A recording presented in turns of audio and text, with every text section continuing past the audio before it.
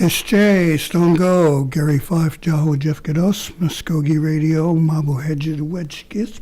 Welcome to our program. Thank you for tuning in and joining us this week. A couple things we'll be sharing, looking at some really current affairs. First of all, we'll be speaking about the Indian Child Welfare Act. There was a legal decision, let's call it fairly recently, that could open a door for real problems in using and enforcing that law and protecting Indian children. And in the second half of our program, we'll be talking about the upcoming Recycle Day here at the Muskogee Creek Nation, and we'll have our Department of Environmental Services joining us, and we'll talk about the things that have been lined up and are ready for Recycle Day coming up on the 15th. But first, the Tulsa Oilers hockey is back at the BOK Center this Saturday night. The action kicks off at 7:05 p.m. as the Allen Americans skate into town to battle with the Oilers. So get ready for speed, fights, glass-rattling thrills. Buy tickets today by phone or text 918-632-7825 or online at thetulsaoilers.com. That's the Tulsa Oilers versus the Allen Americans this Saturday night at 7:05 at the BOK Center. Let me welcome Kimmy Wind Hummingbird to our studios today. She is the Director of the Children and Family Services Administration here for the Muskogee Creek Nation. Thank you, Kimmy. We appreciate you making time to come in and chat with us today. Good morning. Thank you for having me. We understand there are a couple things that have us cause for some concern involving the Indian Child Welfare Act. First of all, I assume the legality of it is the basics of what makes the law work and things like that. But before we do that, for folks who are unfamiliar with your division, with your program, kind of take an idea to give us a capsule of what the Children and Family Services is all about. Absolutely. So our Children and Family Services Administration program, we have several different departments in there. We have our Child Protection Services, and that's who does investigations of our Creek children on Indian land. We also have our Tribal Reunification and Permanency Program. So those are the people that work with the families if their children are removed for abuse or neglect. Then we have our State Reunification and Permanency Services Program, and those are the ones who work with children in the state of Oklahoma. The custody, if the custody is with the Department of Human Services. And then we have Promoting Safe and Stable Families, and those are the team that goes in and helps to keep the children in the home. They provide prevention services, intensive in-home services to the family that could be at risk for their children being removed for abuse or neglect. We also have our certification, placement, training, and recruitment program that certifies all of our foster or adoptive homes. They also do our recruitment events. They train our foster homes. And we have our Tribal Juvenile Justice Program, and that's all housed under Children and Family Services. Holy cow, that's a lot of ground to cover. We're pretty busy. What about the numbers of, let's call them clients? Would you say, do we have perhaps a large number as compared to other tribes, perhaps, or even the state or national figures? Some numbers there, I guess. Well, I would say our numbers are probably about average. And the reason I say that is because, of course, we have a pretty large population. It's my understanding that we're the fourth largest tribe in the nation. However, again, our prevention services go into the homes and do everything that they can in order to keep that family intact so the children are not removed. But as far as our children in custody, we generally average about 325 children in custody. That's our last fiscal year. That was the average for that. And then we had about 203 cases. So, of course, some cases just involve one children and some cases involved, several children, five or more possibly. So those kind of average. And we actually, our office, our intake unit, and I failed to mention them earlier, I apologize, they are under our CPS program. But, of course, they are our first line of defense, I guess. All of the legal notice and any of the referrals come into that program. And last year alone, our office received legal notice on 5,250 children from across the country, yes. And within our office, we also received 1,137 referrals to our office. So basically, legal notice across the nation, over 5,000 children, 5,000 Muskogee children. Oh my gosh, that's an incredible figure there. It's like, what's going on out there? But is it, in your feelings, is this kind of average for any other tribal government, perhaps our size? I would think so. And again, we talk about the Indian Child Welfare Act and the need for it to be in place today because of the high percentage of Native children that are removed in the state of Oklahoma. A third of the children that are removed in the state of Oklahoma are Native. Yeah. So our citizens, not just of the Muskogee Creek Nation, but of other tribal nations, continue to be removed at a higher rate than other non-Indians. Yeah, with 39 tribes in the state, that can add up pretty quick. Can you point to any particular reasons or circumstances that might call for a change in the child's status, shall we say? Taking them out of the home, I guess, or something like that. Is there some recurring thing that you see? Well, of course, the federal and state law require imminent danger to a child.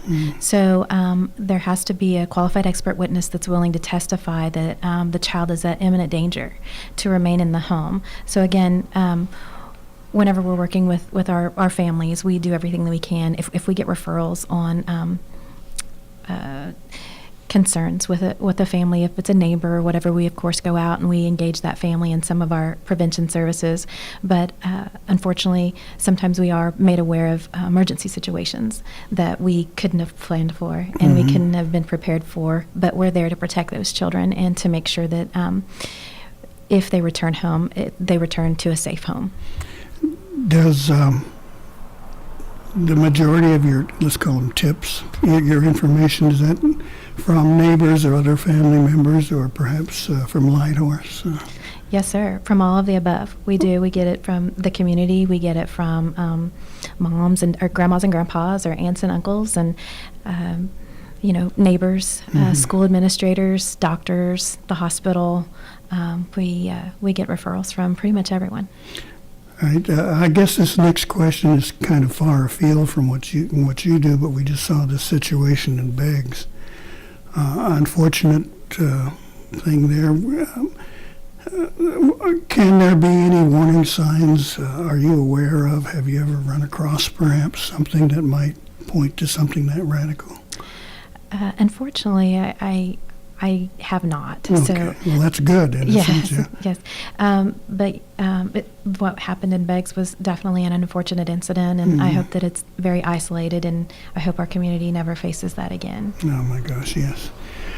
The loss of two very young tribal citizens there. Yes, sir. Now, let's kind of move it along, get off of some of this this bad stuff. Now, the law itself, Indian Child Welfare Act, I don't know that too many people understand what the law does. So could you take a second there, a couple seconds, and kind of explain what it's all about? Of course. So many leading child advocacy groups throughout the nation have expressed that the Indian Child Welfare Act is what they would consider to be the gold standard. So what's required of the Indian Child Welfare Act, or from the Indian Child Welfare Act, is that the states, the agencies who have custody of these children, make every effort they can to first and foremost place, if the children are removed, place them with their relatives. Their relatives are their family members or members of their community or their tribe. And and I've had the opportunity to speak to many groups across the nation, and I express that in my opinion, and I could be wrong, but in my opinion, that's common sense. I mean, if my children were removed, the first people my expectation for them to go to would be my family. So I think that's pretty a common understanding across the nation, is that yes, we'd love to see all of our children with our families, not just Indian children, but every child. And again, that's why it's considered the gold standard. But so they want children to place placed within with their relatives or within their communities.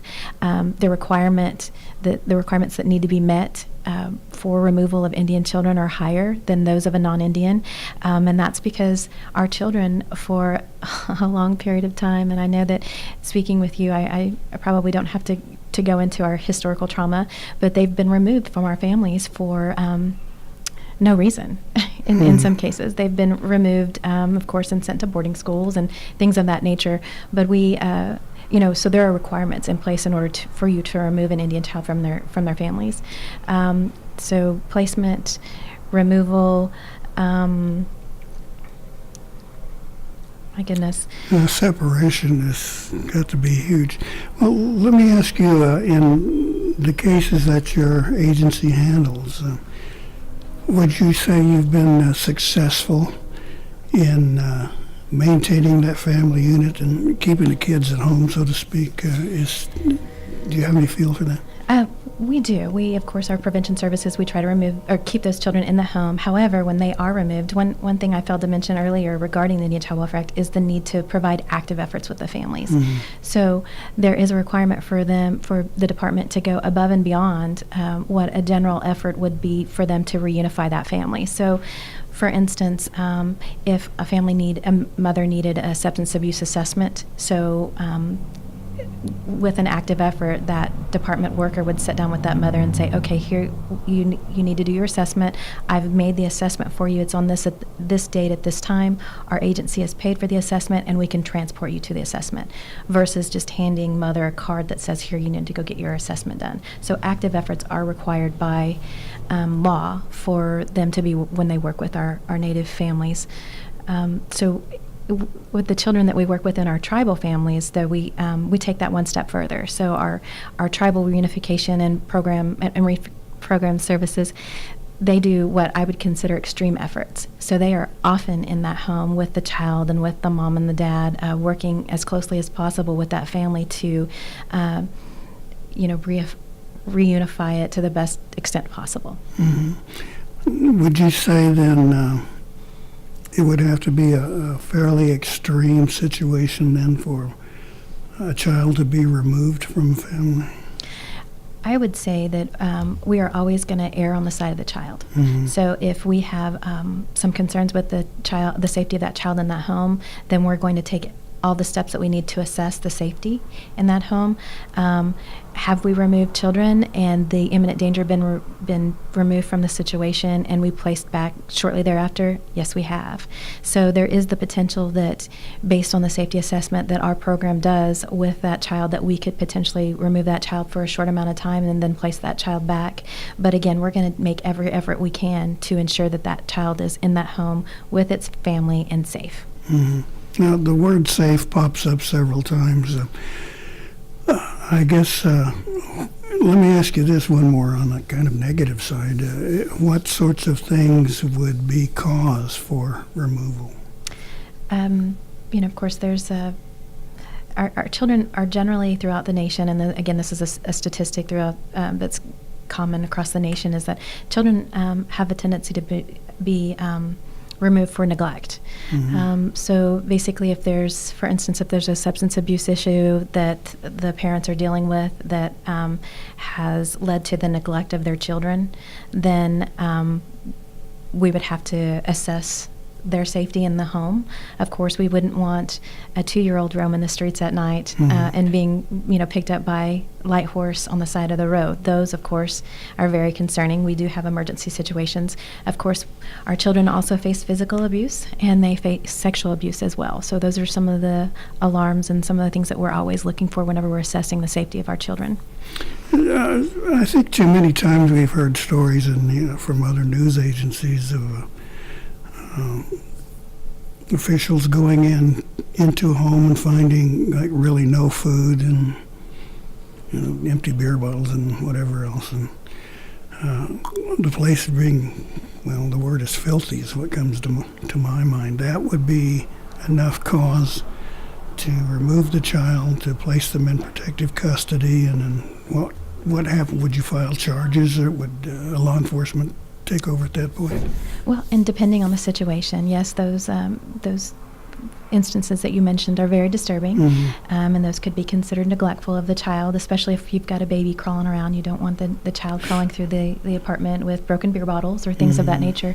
But again, each case is individual, and the investigators that are assigned to those cases really look at the family dynamic as a whole.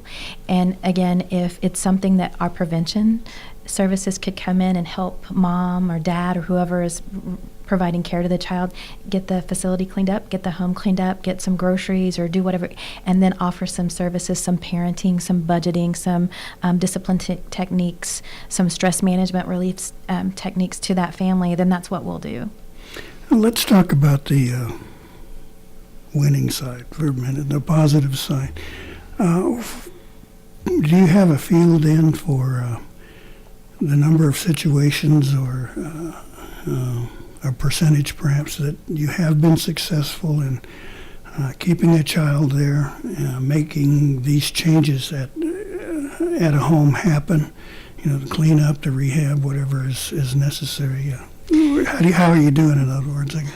Well, last fiscal year, our Safe and Stable program, we worked with 77 families and prevented those children who were at risk for abuse or neglect from coming into the system. So they get a lot of their resources to those families, and they're in those homes often, maybe a couple times a week, just working with them to ensure that if they have questions, that we're there side by side with them to help make them the best parents possible. And even our children that are removed from care, last fiscal year, our state reunification services and our tribal reunification programs both worked together to combine and assist with the reunification of 147 Muskogee Creek families. Oh, that's great. Does culture play a part in this? Whether or not perhaps a child is aware of it's his or her heritage, maybe speak a language or observe some sort of traditional sorts of what we call them, traditions. Let's just call it that. Does it help if a child then is kind of anchored into the Muskogee way of life, so to speak? Well, I feel strongly that every Creek child is a Creek child, Mm-hmm. whether they live in the state of California or they live in Muskogee, Oklahoma. And I've had the opportunity last week I was in Denver speaking with some attorneys and judges there, and we talked about the fact that it's foreign to me to have to, and a part of my job is education. I appreciate that, and I appreciate the opportunities to go across the nation and educate those people who are in charge of our children in those counties and their safety and well-being. But it's kind of foreign for me to explain our tie to our culture, to our traditions, to our community, to our land, to our people. And it's foreign to me that they don't have that within them, with the audience that I'm speaking with.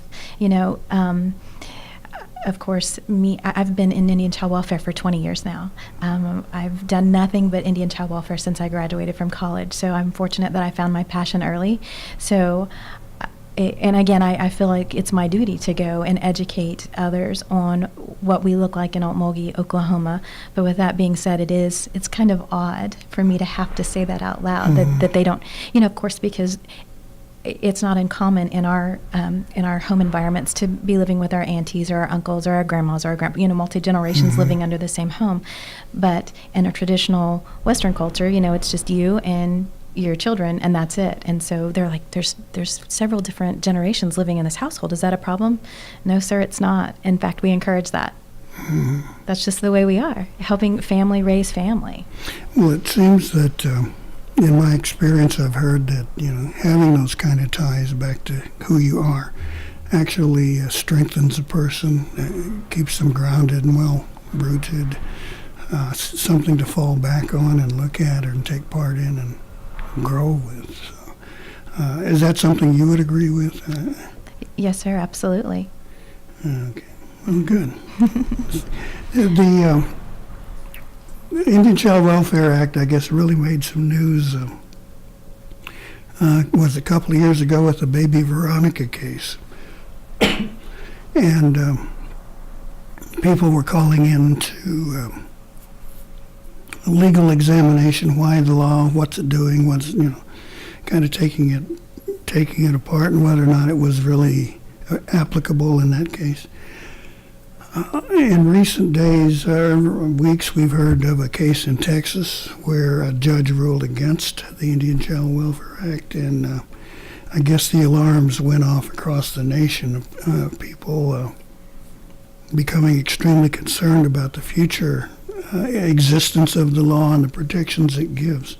Now, how has that affected what you do? What is your reaction to hearing about that case? Yes, sir. We were all very surprised by the ruling that came out of Texas.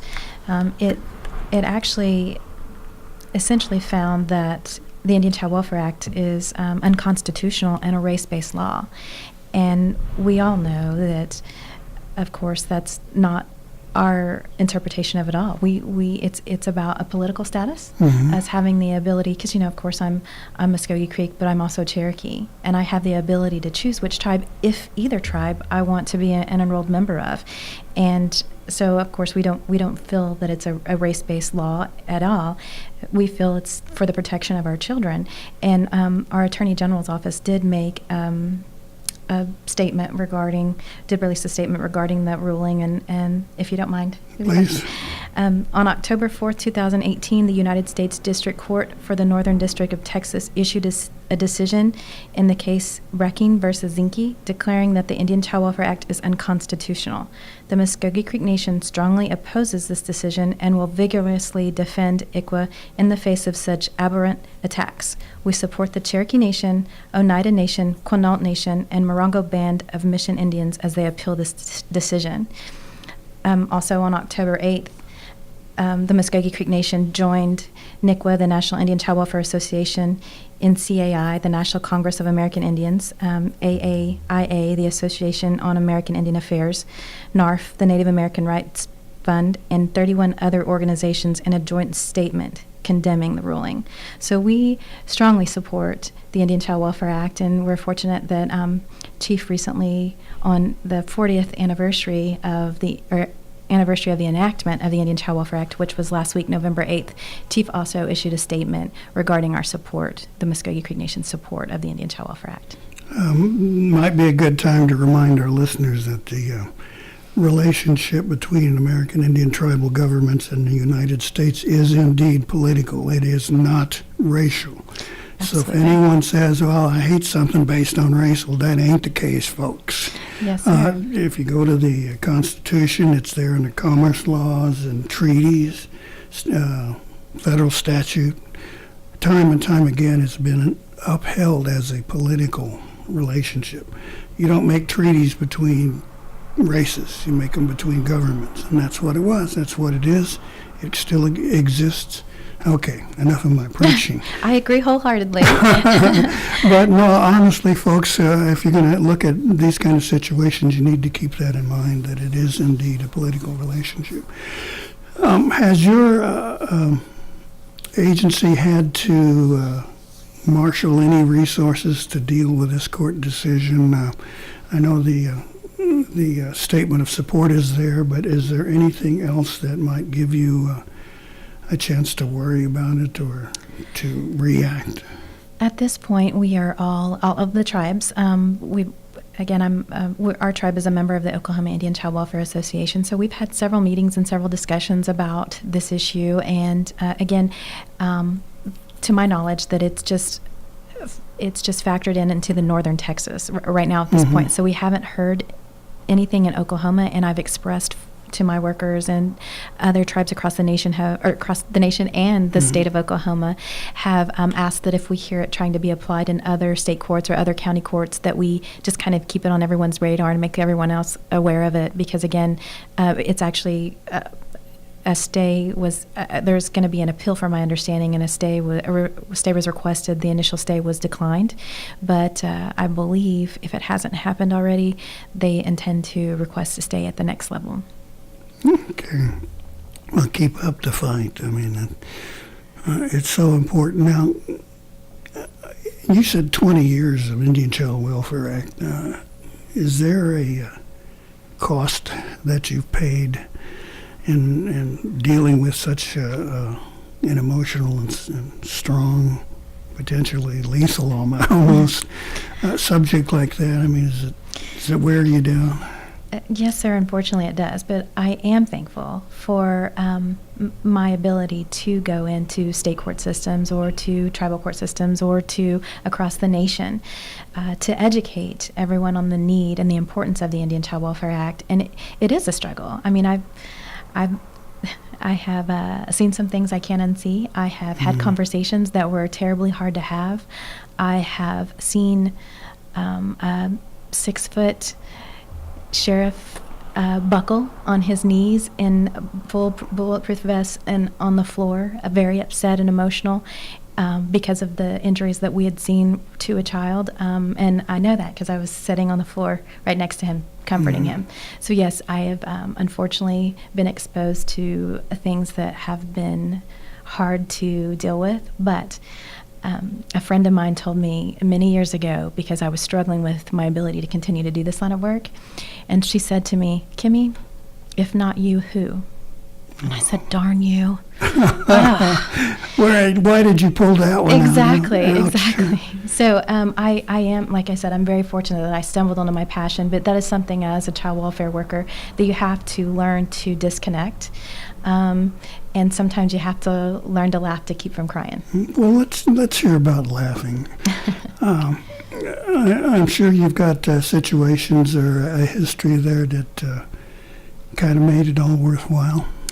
Perhaps an example where you won the case and reversed what you saw was a bad decision. I mean, why does the sun shine on you, I guess? Is what I'm saying.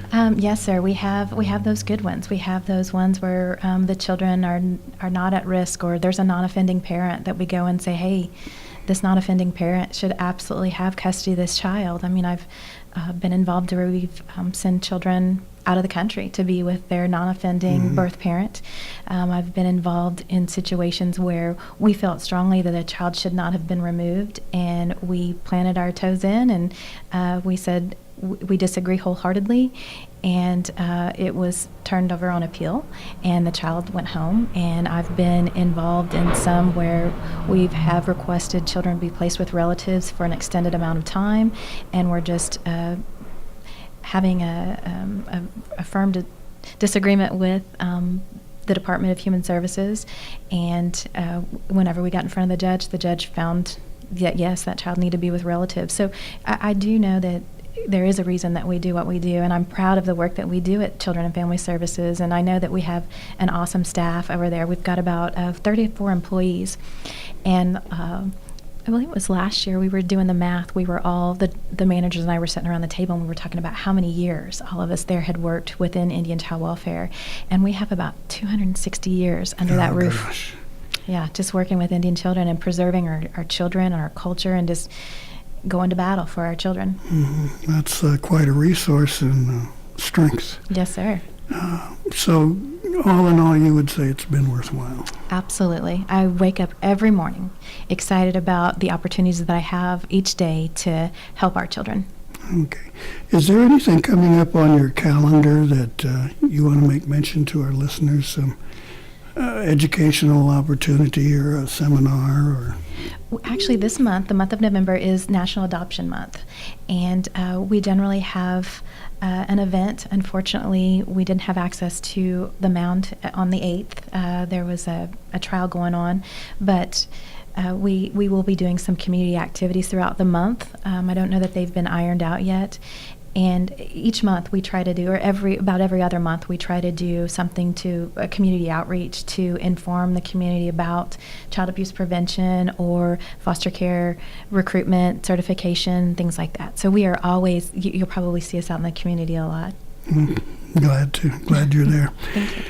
All right. Well, if anyone has any questions, wants more information, or perhaps is aware of a situation that falls under what you do for a living, how would they get in touch with you? So the number for Children and Family Services is 918-732-7869. Okay, and your office is located where? We are right behind Light Horse at the main complex. Okay. I apologize. I don't know that address off the top of my head. And sometimes those addresses are meaningless. Yeah. Oh, it's over by Light Horse, next to the big ditch with water in it. That's it. That's the one. Oh, I know that one. Yeah. The tree used to be there when it came. Oh, The softball fields used to be there many years ago, right across the street. Yeah, well, I think they're turning them into a ball game grounds now. I'm glad. Anyway, thank you so much for bringing us up to date and kind of giving us a feel on how we're doing. We wish you the most success in your efforts. What you do is so important to our people and to our little ones. Well, thank you very much. Thanks for having me.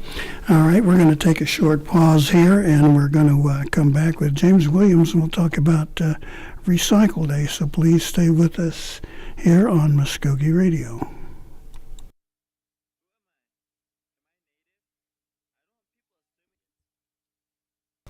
Welcome back to Muskogee Radio here on The Brew. Joining us here in the studio now is, trying to burp and cough at the same time. Joining me now is James Williams with our Department of Environmental Services. Hische Stongo. Stongo, Chinda.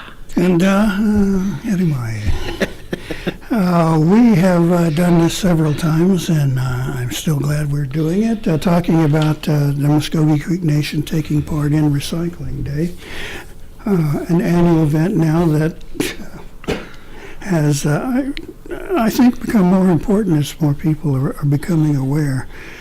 First of all, as our usual procedure, let's start with a quick capsule of environmental services. What do you all do? Okay. Here in the Environmental Services Department, we do a variety of things. We take water samples throughout the Muskogee Creek Nation. We're looking at our streams, our rivers, creeks, watersheds. We also do solid waste where we have community cleanups, and we help out other divisions with our roll-off boxes. We have recycling that we do throughout the complex, and also additional businesses that we pick up their recyclables also.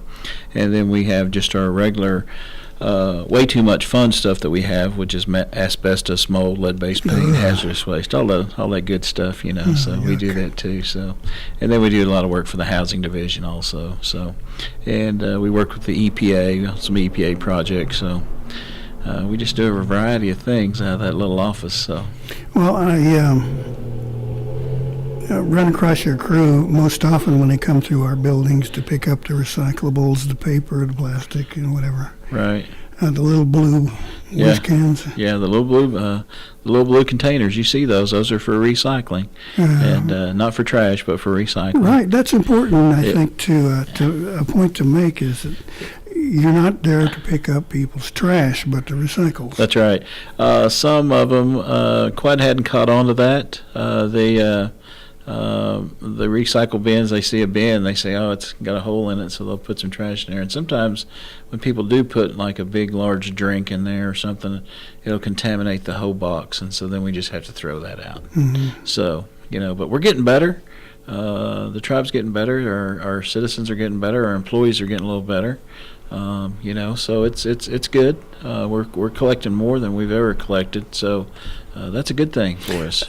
That's an intriguing thought that I guess sounds like the Muskogee Creek Nation staff is getting on board. Do you have anything that points to that, and perhaps any numbers or feel? Yeah, we do have some numbers. We have on our electronic side, we usually collect around 3,000 to 4,000 pounds a year, and that's a pretty good amount because we're talking about printers and keyboards and just whatever goes out, monitors, so those don't weigh a whole lot, so it takes quite a bit to get a ton. And this year already we've collected 14,000 pounds already. God. So that's probably triple what we usually do.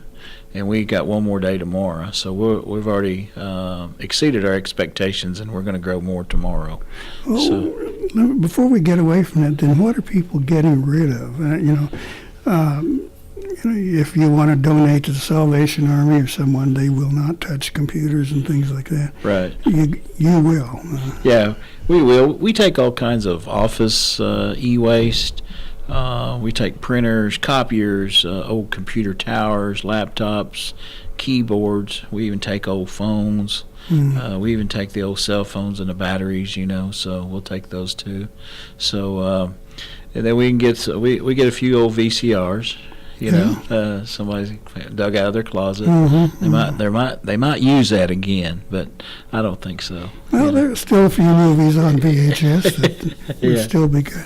Yeah. And I presume old televisions, you're seeing these big, huge, bulky monsters coming through. We will take a lot of televisions, and the thing about the televisions is our vendor will not take the ones that are in the big wooden cabinet cases, because then they have to break them down and whatnot. They're more apt to take the flat screens or the ones that's got the big old tube on the back, where they can take it apart pretty easy.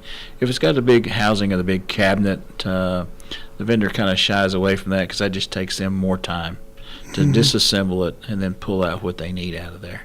So they're telling me, they said, if it's got a big wooden cabinet, we're probably not going to take it, So, and I remember having one of those, and I remember the TV went out, so then we got a smaller TV and set on top of that one. Well, I've got a big old bulky plastic one. I think it's an old Sony, and one of those huge suckers. Yeah. And I assumed the easiest way to take that one apart would be just to let go and boom. Just boom, there it went. Yeah, we'll take it if it's got a lot of plastic.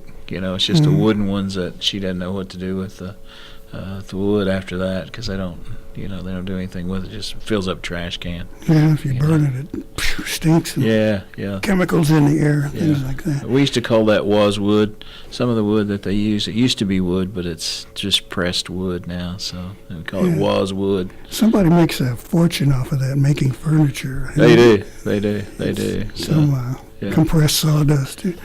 Now, the situation sounds like the tribe is getting on board. Now, is it more people coming forward and filling your little mobile bins and things like that? Yes, they do. And we have a series of alley cats that are located at different places.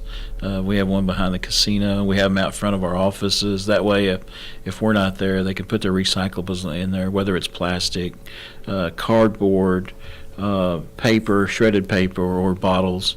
They have an opportunity to do that, and we just leave them outside our offices at our recycle center, and then that way they can do it after work, before work, Saturday, Sunday. It's available to them, and so we put those out there, and people just come by. Great. Drop it off. Yeah, the times I've been by there, it looked like it was full. Yeah. Yeah, it stays pretty busy. Those guys stay pretty busy over there. Joe and Sam are fantastic at what they do, so they're on point. Does it seem like people are recycling the correct materials these days? Times I've been there, I haven't seen much in the way of like glass or styrofoam or hazardous or Yeah, so like I say, they're getting a lot better. We don't really do any glass. We don't have a vendor that'll actually take glass. Or vendor, there's not a real big demand for recycled glass or a vendor that'll actually take it because it weighs so much.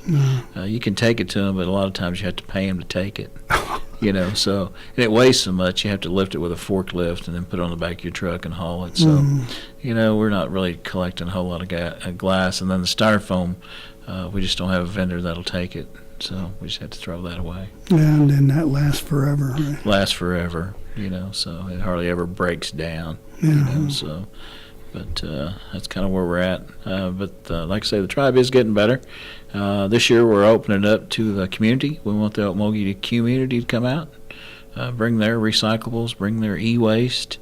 We have a shred truck there that will shred for free, a cross shred of your sensitive documents, whether it be old banking stuff or whatever you want to bring, and you can watch them shred it. They have a camera right there. So like the old checkbooks and things like that? Yep, the old checkbooks and whatnot, and shred them up and bring them on out, and then the guy will put it in a bin, and the bin lifts up in the truck, and you can watch it on the screen right there, watching your stuff get shredded. Then you get the certificate that says that it was securely shredded on this date and how much it weighed. So that's good stuff too.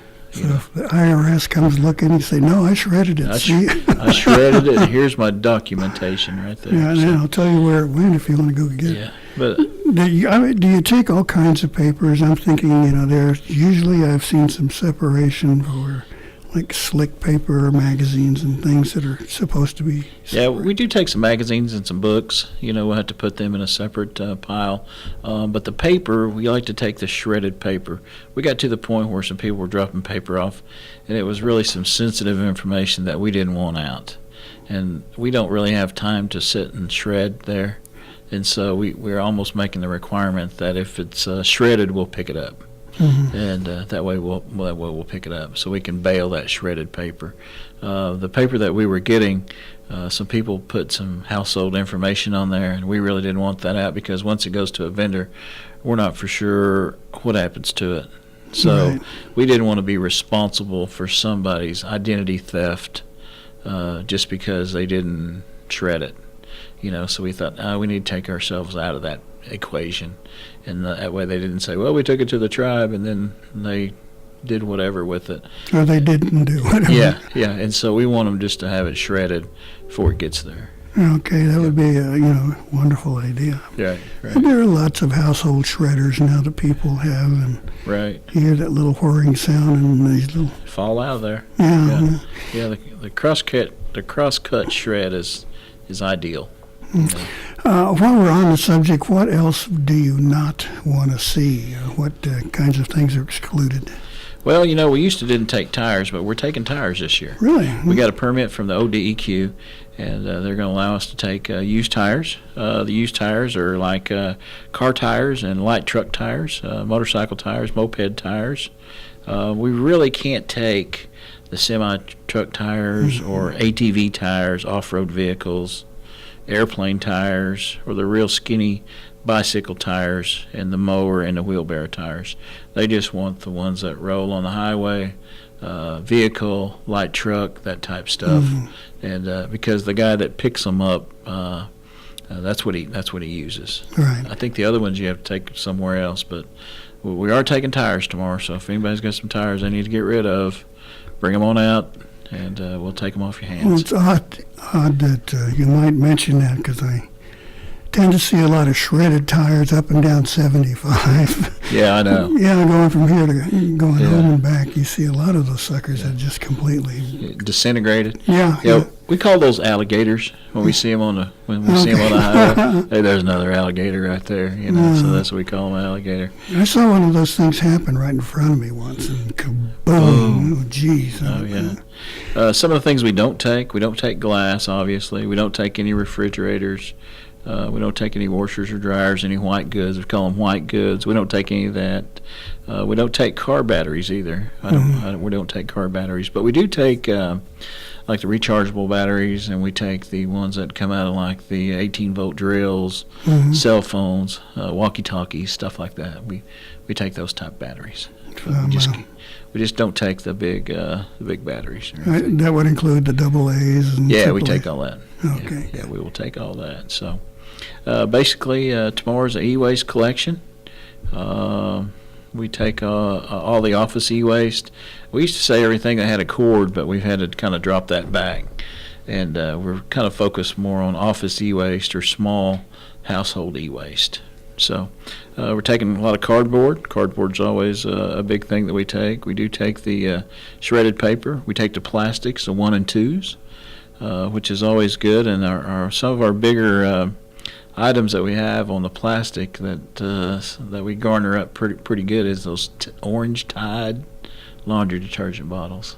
Oh, We do take those, so that's pretty good. We take aluminum cans, and then tomorrow we're taking tires also.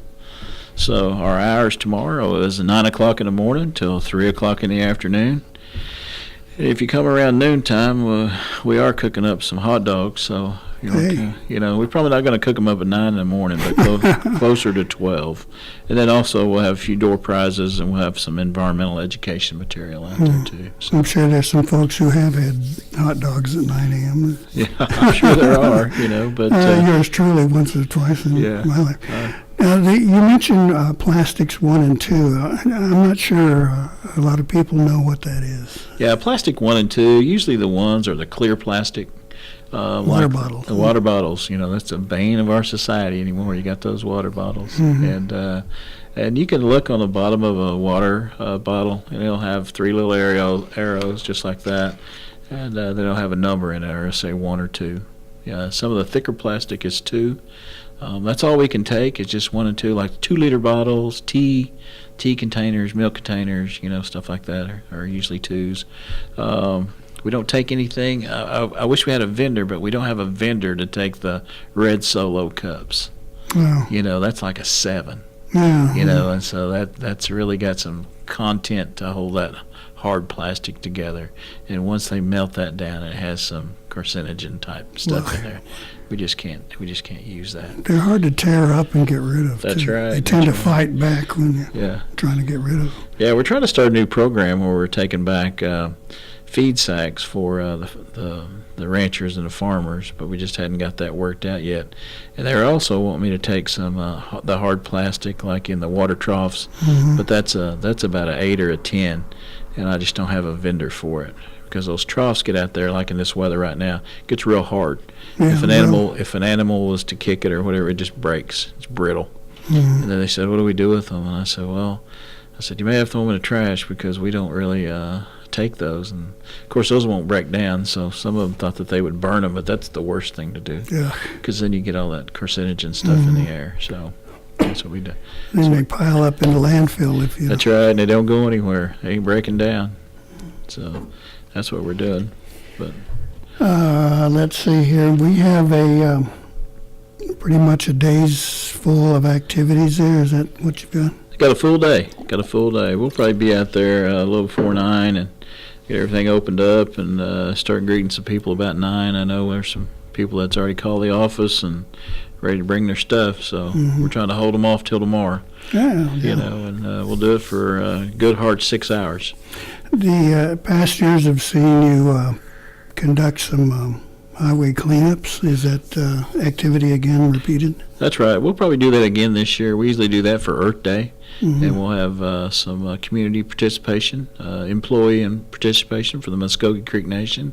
And it's usually a good thing. We try to clean up the loop, a little bit of 75, and then have a big feed at the end. That's been real successful. I think our biggest year, we had about 100 volunteers. Our lowest year, we probably had about 50. So we're somewhere in between 50 and 100 people every year. And it's been really good. So we think we're making an impact on Earth Day to just get some stuff cleaned up. And that's kind of our goal, keep all the trash picked up. And even when we do pick the trash up, so much percent of that is recyclable. So they just throw it out the window. So I don't know. Does the tribe make any money off of this, or what happens to... We do sell some of our products. It's not enough to sustain our program, and we're real fortunate that the National Council has funded us again for this coming year. But we do make a little bit of money off our cardboard. That seems to be the trend as is where the money's at right now. We don't make a whole lot on anything else, on the plastic or the paper or anything, But we do make a little bit off cardboard, and like I say before, we do have the roll-off boxes for the solid waste, and we're going to try to get a program where we'll be able to rent those out to citizens and different people, so we can make some more return on our boxes. Usually in the summertime, they're all used. They're out in the field somewhere, whether it be for a church, ceremonial ground, community center or something, so they're all in use. But it seems like in the wintertime they come home. And so that'd be our opportunity to actually lease some of those out to some individuals that may need something cleaned up on their property or their garages. I know most of us have a garage, and it's always got something in it that we think we're going to use again, but we're not. Oh, I better not touch that one. I'll get snarled at home when I get home. The possibilities of really making a difference is always just a wonderful thing. Now, for an event like the festival, are you able to get people to participate in a recycling thing, or is it just trash? Well, that's a challenge. That's always a challenge. We still keep putting them out. They're like I say, they're getting better too because they're getting used to seeing the blue containers. Yeah. And so as they see those, they see the recycle arrows on there, they're gravitating more to putting recyclables in there. This last year we had our alley cat right in the middle of that food thing, and we really didn't get as much as we thought we was going to, but then at the same time we didn't get as much contamination either. So that's a plus. The first year we had it out there, we got a lot of barbecue and whatnot, food trash in there. So turkey bone. Yeah, so it pretty much killed that whole bin. There's not much we can do. We're not going to sit there and rinse off every bottle. So we just don't have time to do that. But I think it's getting better, and people are getting more aware.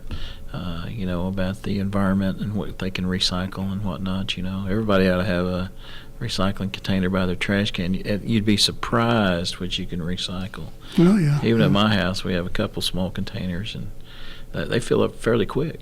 So Same here. Yeah. My wife's like, take those to work with you. Yeah. We Glenpool sends a truck around to pick it up, and it's got those yellow top containers. Oh, yeah. One of those things. Yeah, that's good stuff. That's, it works for me. It means an extra bag or two that I have to haul out, Right. The husband's perennial duty there. Right. But we live by that rule pretty well, although she has to remind me a lot that we have to do our part. Right. This event will be taking place just pretty much on one day on the 15th, is it? One day on the 15th, yes, tomorrow morning, November 15th, starting at 9 o'clock. Okay, do you have an agenda of stuff? Well, we do. The truck will be there at 9 o'clock to start shredding paper. We'll start taking tires in at 9. We'll start taking electronics then, and we'll start taking all the recyclables that we can.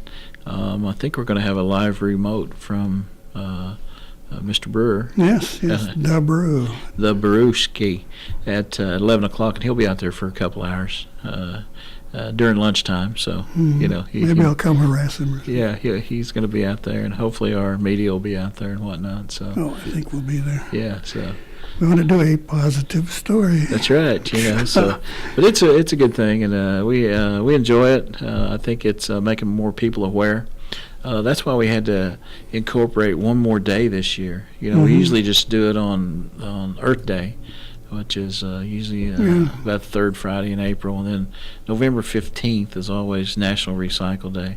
But then we had a need because we kept getting more electronics, and that's when we did it toward the end of August, right before Labor Day. So now we've added one more day, and it's working well. We may have to add one more day, so that's a good thing. Yeah, I'm glad to hear it. Yeah, that's a good thing. It seems like then, would you say the return has been growing each year? The return has been growing each year. So, and like I say, it's been good. The more electronics we collect doesn't go to the landfill. So that's a win-win there. The more bottles that we collect, it's not on the side of the road or in the trash. That's a win-win, and the more tires we collect, that's a win-win. Everything we do is a win. Yeah. So we're just having a win-win type situation now. So I'm glad to hear it. We're going all out, and we just want to thank the National Council for getting behind us and whatnot. So that's what we're doing. He wants to know if they can bring laundry detergent bottles to the... We have a question that came in from a phone call. A lady was concerned about detergent bottles, the big... Oh, yeah. I believe you mentioned that earlier. Yep. Yeah, we'll take them. Just rinse them out, bring them on. I think that's an important thing is, you don't want trash and dirty stuff, just take a second and rinse it out. Rinse it out. Yeah, just bring it on. Okay, bottles, cans, whatever else. Just whatever they got, bring it on. So I'm not quite sure that many of our listeners are familiar with your location, so where would they find you? We're right off Gun Club Road. Actually, if you know where McCoy's is and the hardware store. Right? Hardware store, yeah, that's where you take a left right there and go west, quarter of a mile. and then we're just to the north right there. We're in a big building with a slanted roof. We do have signs out there that says Muskogee Creek Nation Recycling Center, and I'm sure there'll be a whole lot of vehicles out there tomorrow. You'll see roll-off boxes. We're actually putting a roll-off box out there. That way, if somebody has some trash they want to that we're not going to be able to take, we can just throw it in that box. So we'll have a 20-yard out there, have some alley cats out there. We're going to have a big shred truck out there. We'll have our truck out there. We'll have our electric car out there. If somebody wants to drive an electric car, we have a new electric car. And We have to come talk to you about that. Yeah, we're giving some free rides, or if somebody actually wants to drive it, we'll have to get a copy of your driver's license and whatnot. Okay. Make sure you've got a driver's Yeah. license. But hey, we're excited. Come on out and see us. All right. Now, if someone has some questions, how do they get in touch with you? What's your phone number? Sure, you can call the office at 918-549-2580. All right. Well, James Williams, thank you so much for taking time to come in and chat with us about it. We wish you a lot of success. And I've got a lot of different things in the back of my garage that need to get out into the back of my pickup and brought down here. So my loved one is listening. I hope she takes that to heart. That's right. Thank you so much. And this is open for anyone here in the Muskogee County, so tell them to come on. All right. Thank you so much, James Williams. Appreciate you having me. Okay. We'll take a short pause here, and then we'll be right back. We have a few community announcements to share, so stick around here on Muskogee Radio. Okay, we're back here on Muskogee Radio. Let's share some community announcements. If you're in the mood for a Indian taco, there's a sale this Friday from 11 to 2 at the Muskogee Indian Community Center here. And actually, they have delivery in the Muskogee area. So if you're interested, it's a benefit for our basketball tournament for young kids. Give them a call at 752-4986. Okay, it's time for Christmas and the fall and the shopping that goes along with it. The Fall Indian Market at the Uchi House, November 17th and the 18th. In Sapulpa, if you're interested in that, Saturday 9 to 4, Sunday 11 to 4, so it's the 17th and 18th. And I think someone's letting us know that we're about ready to get out of here. Council House is having its grand opening this Saturday on the 17th. Cultural Center and Archives Department is putting that one together, and we've been waiting such a long time to get that back in action. So there's a meeting there, and then the community can take a look and check it out. So we hope that you'll have a chance. Let's see if you're interested. Again, Saturday the 17th. Okay, last one, Oklahoma City Thunder Hustle Camp on November 21st at the Muskogee Dome here in Muskogee. Lots of skills being taught to young athletes, but be aware it is $55 per camper. So if you're interested in that, check it out and be prepared for that. All right, well, that's it for me. Let's get out of here. Let me find the right button here, and we're gone.